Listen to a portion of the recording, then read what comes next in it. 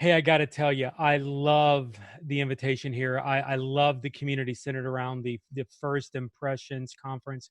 Greg, you have done a phenomenal job creating this community, and it's an honor, really, to be part of the contributors this year to the conference. And so, thanks again for the invite. Well, let me introduce a little bit of myself here. My name is Jeff Reed.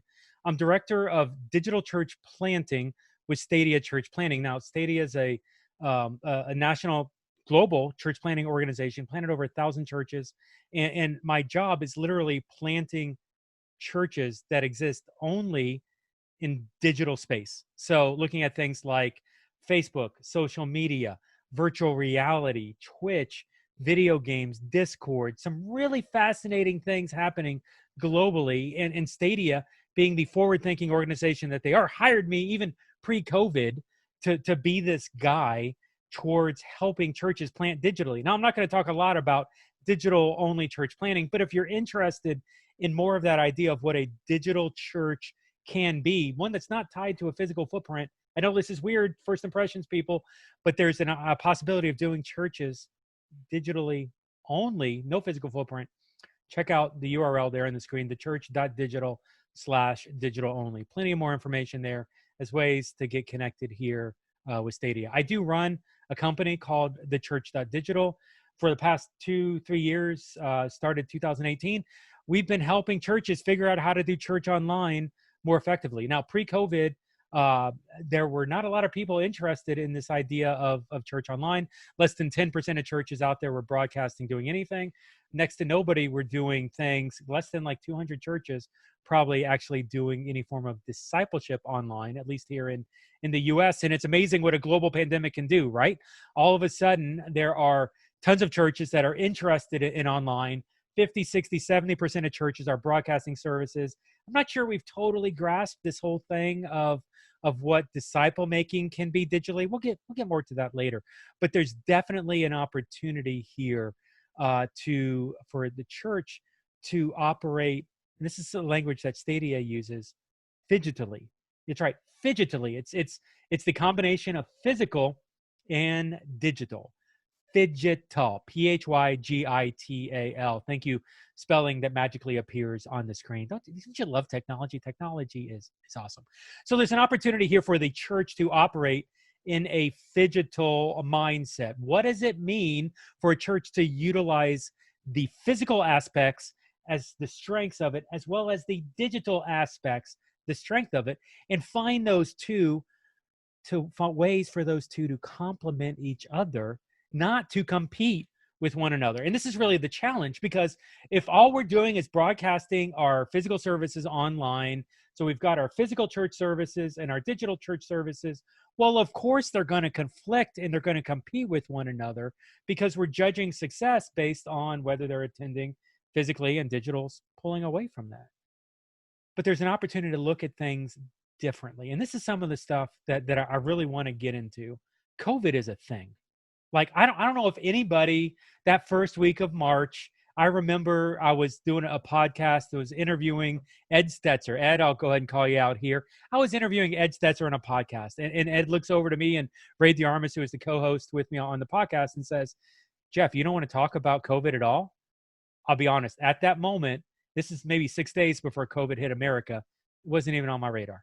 Had no clue or understanding of what I was walking into. And it was like, we ended up not talking about it on the podcast, but it was amazing. Even then, back in March, I don't know that any of us expected, maybe the 2-week people, those people were crazy. That's not going to go 2 weeks, 3 weeks, 4 weeks, 2 months, 3 months. What are we, 6 months plus in at this point? March, all the way to October. COVID is a thing. And through that, we're seeing radical shifts in the economy, culturally, coupled with a lot of the tension centered around racial reconciliation, how the church is responding to that.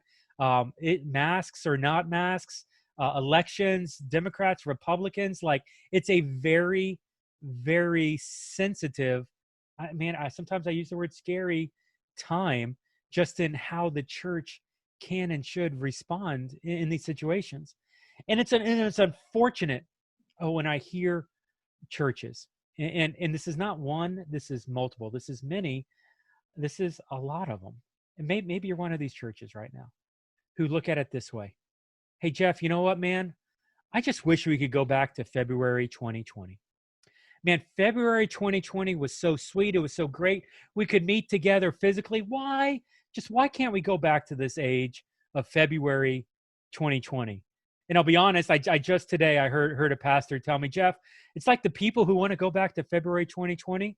It's like the people, it's like the Israelites wandering around in the wilderness before they could go to the promised land, saying, Jeff, I wish we could go back to Egypt. Why can we not go back to Egypt? Let's it's not wasn't that bad. Egypt wasn't that bad of a thing. Let's go back to Egypt.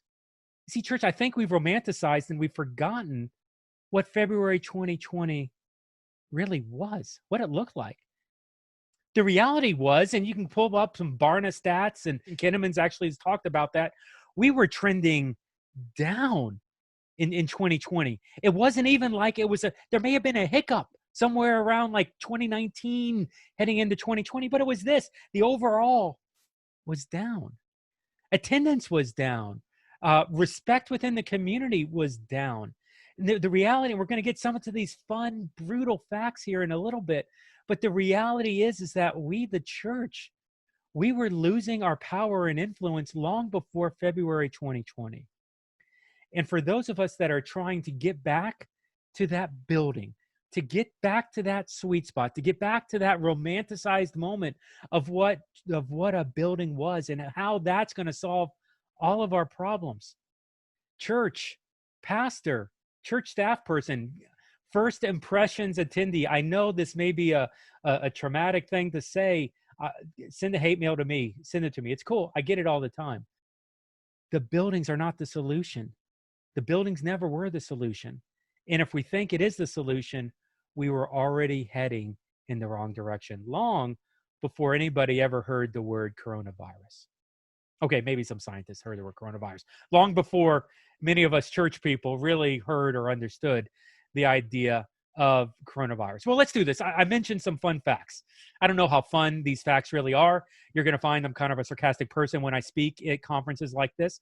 But let's really hit some fun facts here as we learn some things through this COVID season. Fun fact number one, Barna, not George Barna, embarrassing. Sorry, David Kinnaman recently quoted this just as I was doing this recording in early September. Fact, 20% of churches will shut down in the next 18 months. I honestly feel like that's a conservative number. I have heard 30. I'll be honest, and I don't mean to set the building on fire. I have heard 40%.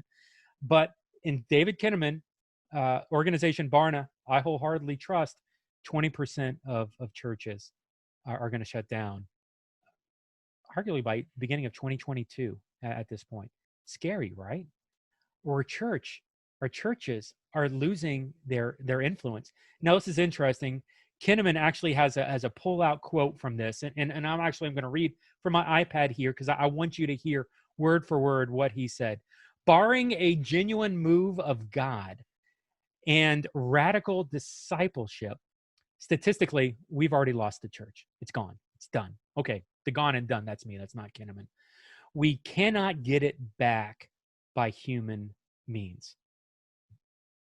If there's ever a time that we, the church, need a God moment, if we need revival to happen for us to save this organization of a church, 20% lost by 2022, statistically, the direction that we're going right now. God, we need you. Like, first and foremost, I don't want to unspiritualize anything other than this fact that we need God in this moment. So let's like pause, breathe, and recognize, God, we need you in this. And part of that's actually going to feed into the rest of it. Because what I want to help you show is that your organization, your institution has already lost the battle. And we do need to be open and transparent for what God has next for us. Check it out. Fun fact number 2. Organizationally, your church brand, your church voice has never meant less than it does right now. You are trending down. Hard to say, but it's a fact of it. And it's not even your organization's fault. Organizations, institutional, There is so much distrust right now when it comes to people who are cold to Christ or disconnected to organizations and churches like yours. They don't trust you. They're not interested in you. They're not interested in the stuff that they have, that you have to offer them. The reality is that even the power, the voice right now in 2020 America does not lie within organizations, institutions, brands. The power lies with the people. And I'll give you even just one example. The Washington Redskins. The Washington Redskins, because of the racial sensitive nature that we're in, had to rebrand. They didn't want to rebrand, but they had to, because of outspoken battles between Nike, which fueled a large number of individuals that started campaigns against this idea of the Washington Redskins football team. Now, look, I am not choosing sides. There is no political drive here. I don't want to make commentary one side versus the other. Who was right? Do not send me. There are reasons to send me hate mail. This is not the reason to send me hate mail. I'm not getting into that conversation. But what I do want you to see is that for years, the Washington Redskins battled the idea of changing their name, and the actual movement to take them out to become Washington football or whatever they're going to. They did not have final say. Final say, they may have relinquished the authority, may have agreed to it, but it was already done once a couple choice organizations said, we are not going to sell your merchandise anymore. And individuals capitalized on that and pushed it. And the power of the individual pushed a major organization to make a decision that they didn't want to make. It really no longer matters what we as organizations say. What really matters is what individuals say about us. Here's another one. Fun fact number 3. Maybe this is horrible fact number 3. You choose it. Online church services are highly ineffective when it comes to evangelism. Like, I'm really talking about our ones here. And we're talking more about this 99s and the ones, like the shepherd leaving the 99 sheep to go after the one lost sheep, kind of that parallel. We as a church, we've got people that are already connected into our church, the 99s, but really the Bible, the Great Commission, calls us to go after the ones, and that has often been lost and forgotten in this COVID season because it's been so hard to maintain the 99s, and we've struggled so much with it in this digital only season that we're in without the physical church. We've really lost sight of the ones, our church services, suggesting really online environment, but maybe it parallels to physical even. I'll let you decide that. They've really lost this idea of evangelism. They're not as effective as we once thought they were. Ideally, because the ones, the people who are cold to Christ, are they really going to engage in that 20, 25 minutes of worship? Are they really going to listen to that 30, 40-minute sermon? You know, time and time again, we're learning in this new culture, this culture that has just really sped up, that has been amplified, thank you, COVID, that our organizations, our church services, the thing that we hung our coat on and said that this is what is going to be effective in reaching people, they're really becoming us just casting the seed on rocks, on concrete. Sure, occasional ones may pop up and may find a crack, and we may see life change happen. A lot of you right now are saying, hey, you know what?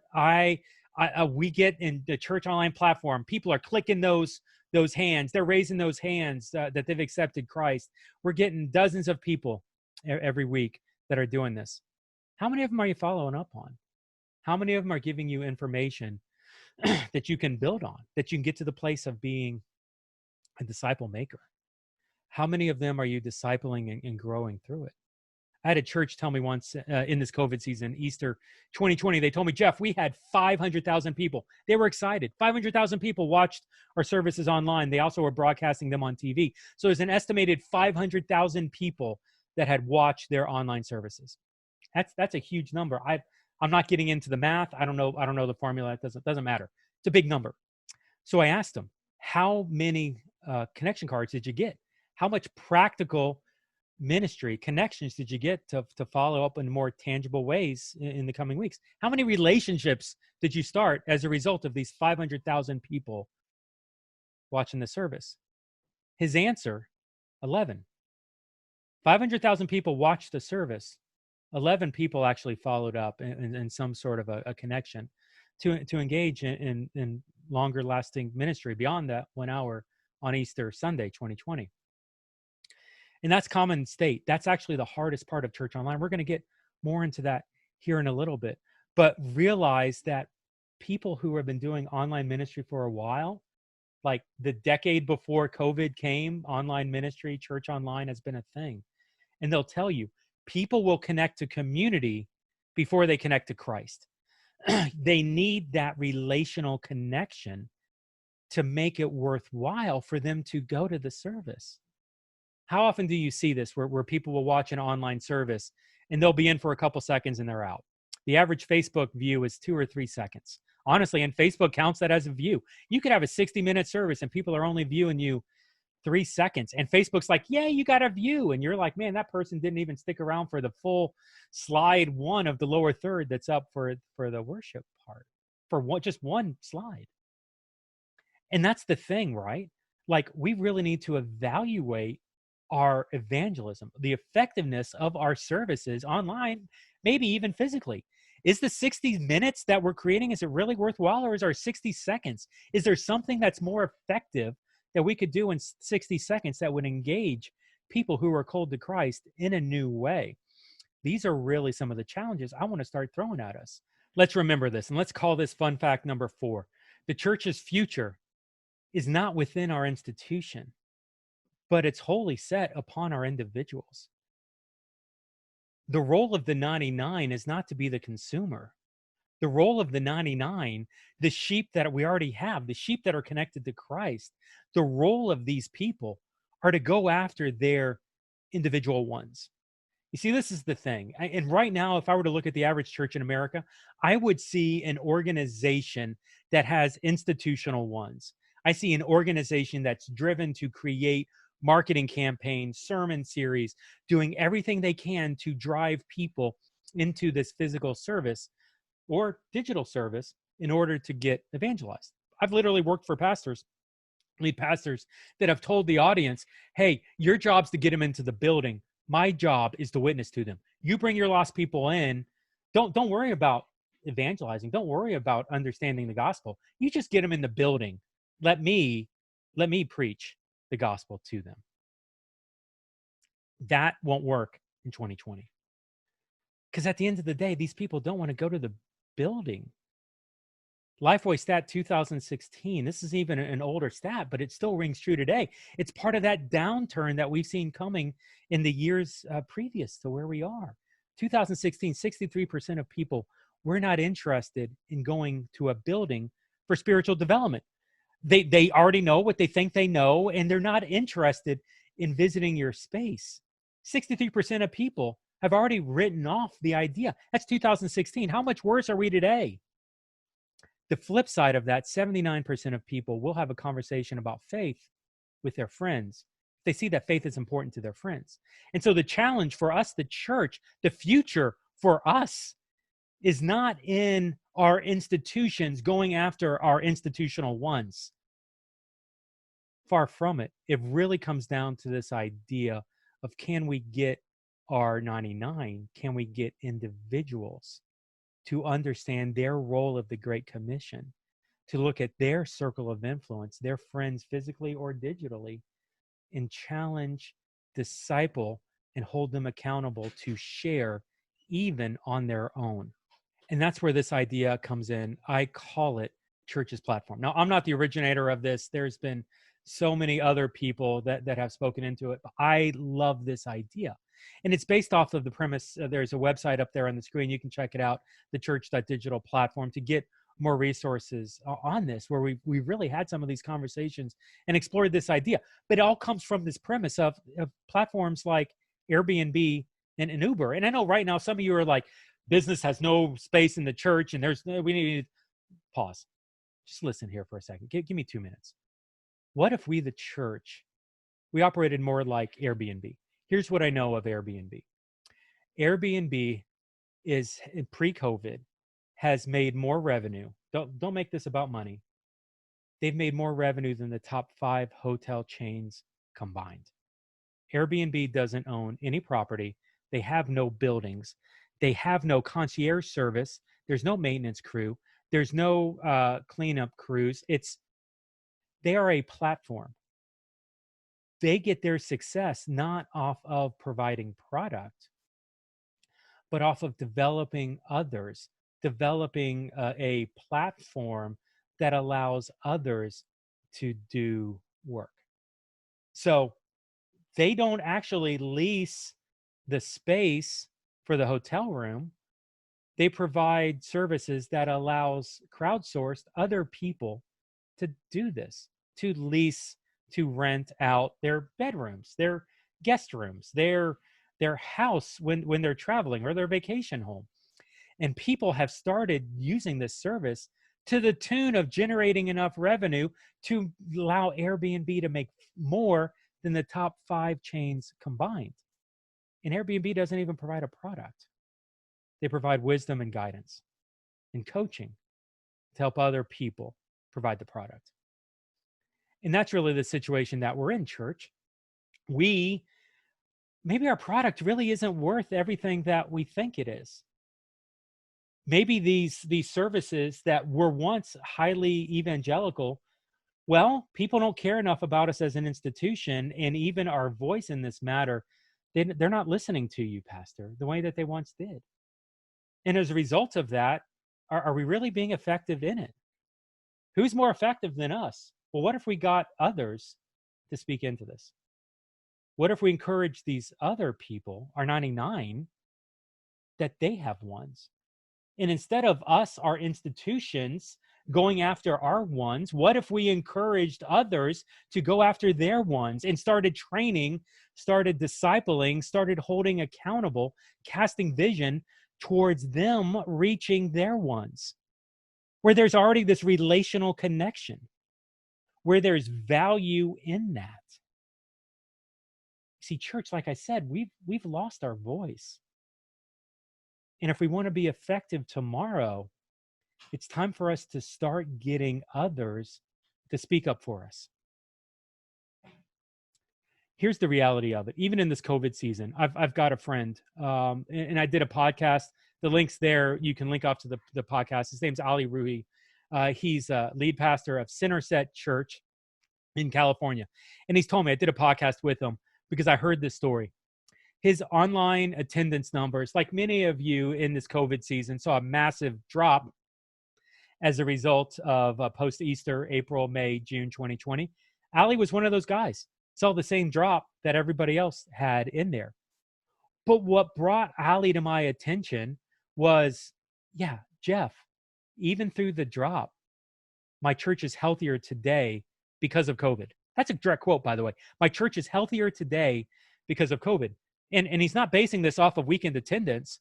He's basing this off of the increase in small groups. He saw a 200% increase in small groups moving from physical to digital. People were more interested in engaging in a digital small group.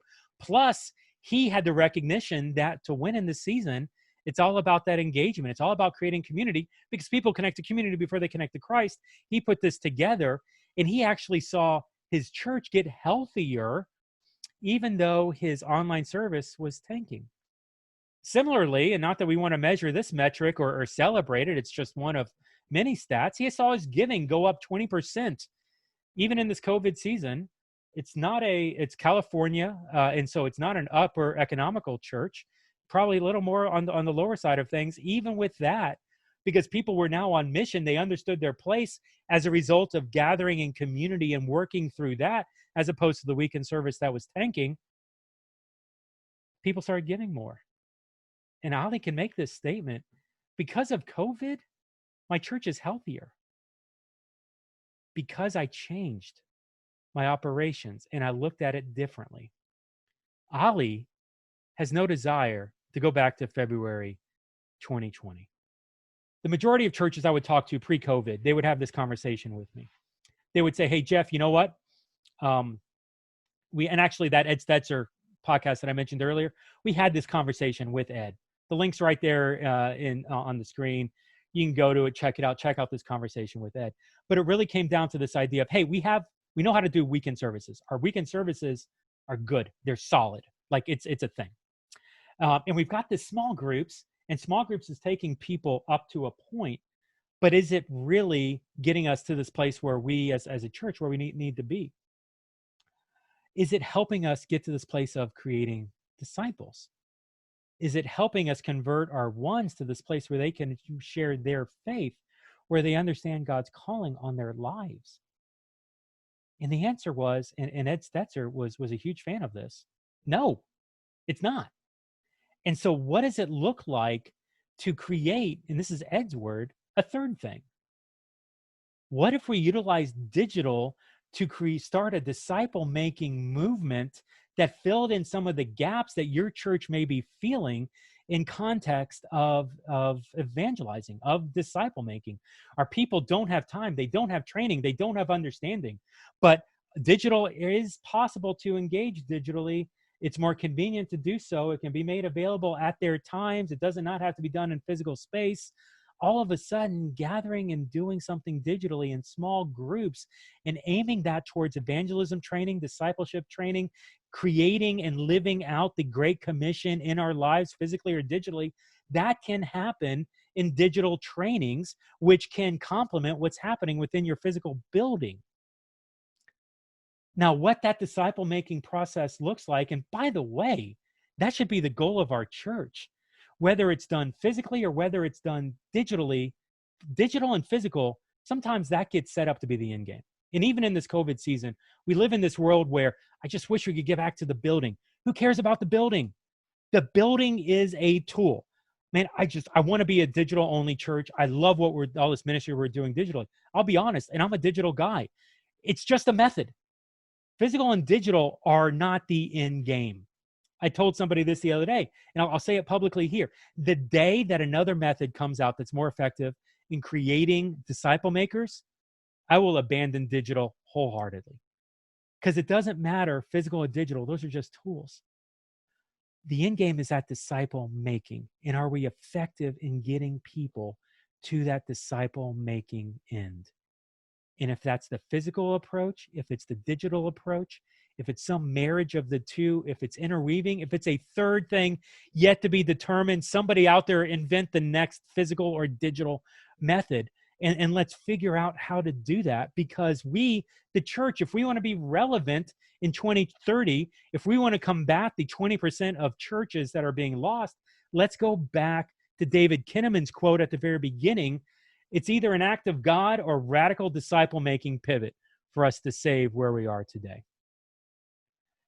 And I'll be honest, it's going to take an act of God for today's church to understand the need of the radical disciple-making movement that they need to have. So today, church, can we recognize that our institutions, cannot save where we are? As much as we want to get back to the way that it was or the way that we think it should be, without some sort of a radical movement where we start empowering others with our message, the message of the gospel, the message that they should have had from the beginning, instead of us bogarting and claiming it for ourselves, why can't we give it to them? Hey, pastor, hey, church staff, hey, church member, hey, church high-level volunteer leader, hey, first impressions attender. Here's what I want you to understand from this. Doing ministry online, doing church online, being phygital in this season. We are not building a virtual building where people can gather together into worship. It's not a virtual building. And I would suggest to you, it shouldn't even be a physical building. What we need to be doing is building a virtual distribution network of the gospel, where we are empowering people, where we are sending people out to reach their influences. Our institutional voice is gone, and it is waning away in record time, and the little influence that you have today will be gone in the very near future. You don't have that power you once had. Recognize that and realize that we need to move away from our institutional voice and instead move towards helping people with their individual voices and develop digital missionaries, physical missionaries, not to go to the other side of the planet, but to reach people in your own backyard. Because if we're going to be effective tomorrow, it's not utilizing the old methods, even of February 2020, which really maybe weren't even working February 2020. Pastor, do this for me as we're wrapping up here. Bring out the organist. Let's play a song. No, I'm kidding. Hey, this is the takeaway. Pastor, don't be upset because your people are not in your building. Don't. There are things that they can learn in this season. There's an opportunity to challenge you as a pastor, as a church, to help them grow spiritually. You can take them to a completely different level through disciple making and unleash this movement of people in physical space and in digital space that can create a revival in your town, something prophetic to the level of what David Kinnaman was speaking to. There's an opportunity to rewrite this. There's an opportunity that God will do something phenomenal among us. But it starts with you not being upset that people are not in their building. Instead, pastor, if you're going to be upset about something, if you're going to find something to kind of harbor and say, this is the problem we need to fix, and it's not getting back to the building, this is the thing to fix. Pastor, please be upset that your people do not have purpose when they're not in the building. The building is the lid. The building has a purpose. It does. But it's not the shelter as much as it is the celebration of what God is doing outside of the building. Pastor, don't harbor people together. Release them out. Look at the way that you're ministering. Look at your ministry in a new way. Not to create the product, not to be one of the best-selling hotel chains, but instead to be the platform that's raising up disciple makers, that's creating a new movement in your city, in your state, in your region, and online, that's going to do things that only God can orchestrate. We are just merely tools towards the end game of the disciple maker that he desires. Thank you very much for the time. I hope this has been beneficial for you. Let me hand it back over to the great people at the First Impressions Conference.